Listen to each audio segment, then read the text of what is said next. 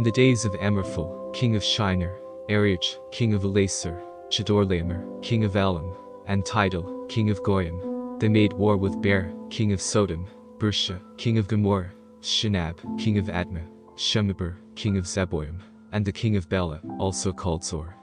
All these joined together in the valley of Siddim, also called the Salt Sea. They served Chedorlaomer for 12 years, and in the 13th year they rebelled.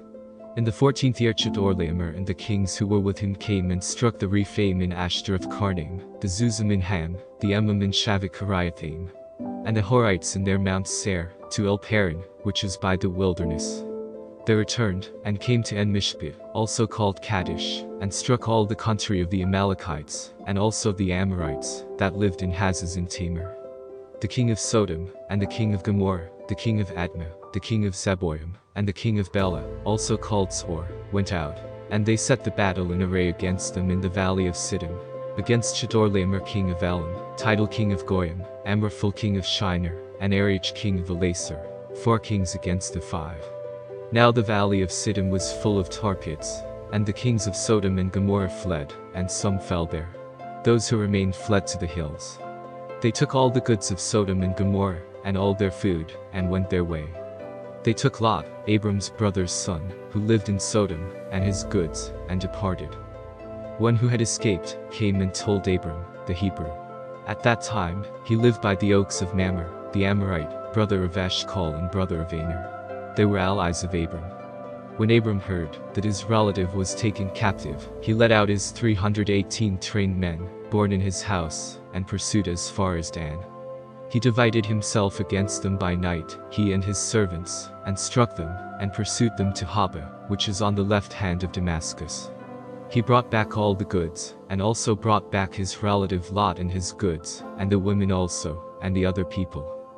The king of Sodom went out to meet him after his return from the slaughter of Chedorlaomer, and the kings who were with him, at the valley of Shaveh, that is, the king's valley. Melchizedek king of Salem brought out bread and wine. He was priest of God Most High. He blessed him, and said, Blessed be Abram of God Most High, possessor of heaven and earth. Blessed be God Most High, who has delivered your enemies into your hand. Abram gave him 1/10 of all. The king of Sodom said to Abram, Give me the people, and take the goods for yourself. Abram said to the king of Sodom, I have lifted up my hand to the Lord, God Most High, possessor of heaven and earth, that I will not take a thread, nor a sandal strap nor anything that is yours, lest you should say, I have made Abram rich. I will accept nothing from you except that which the young men have eaten, and the portion of the men who went with me, Aner, Eshcol, and Mamre. Let them take their portion.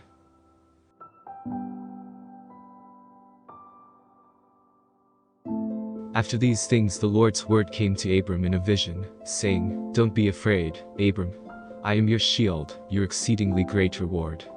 Abram said, Lord the Lord, what will you give me, since I go childless, and he who will inherit my estate is Eliezer of Damascus? Abram said, Behold, you have given no children to me, and, behold, one born in my house is my heir. Behold, the Lord's word came to him, saying, This man will not be your heir, but he who will come out of your own body will be your heir. The Lord brought him outside, and said, Look now toward the sky, and count the stars, if you are able to count them. He said to Abram, So your offspring will be. He believed in the Lord, who credited it to him for righteousness. He said to Abram, I am the Lord who brought you out of Ur of the Chaldees, to give you this land to inherit it. He said, Lord the Lord, how will I know that I will inherit it? He said to him, Bring me a heifer 3 years old, a female goat 3 years old, a ram 3 years old, a turtle dove, and a young pigeon. He brought him all these, and divided them in the middle, and laid each half opposite the other, but he didn't divide the birds. The birds of prey came down on the carcasses, and Abram drove them away. When the sun was going down, a deep sleep fell on Abram. Now terror and great darkness fell on him. He said to Abram, Know for sure that your offspring will live as foreigners in a land that is not theirs, and will serve them. They will afflict them 400 years. I will also judge that nation, whom they will serve. Afterward they will come out with great wealth. But you will go to your fathers in peace. You will be buried at a good old age. In the 4th generation they will come here again, for the iniquity of the Amorite is not yet full. It came to pass that, when the sun went down, and it was dark, behold, a smoking furnace and a flaming torch passed between these pieces. And that day the Lord made a covenant with Abram, saying, I have given this land to your offspring, from the river of Egypt to the great river, the river Euphrates.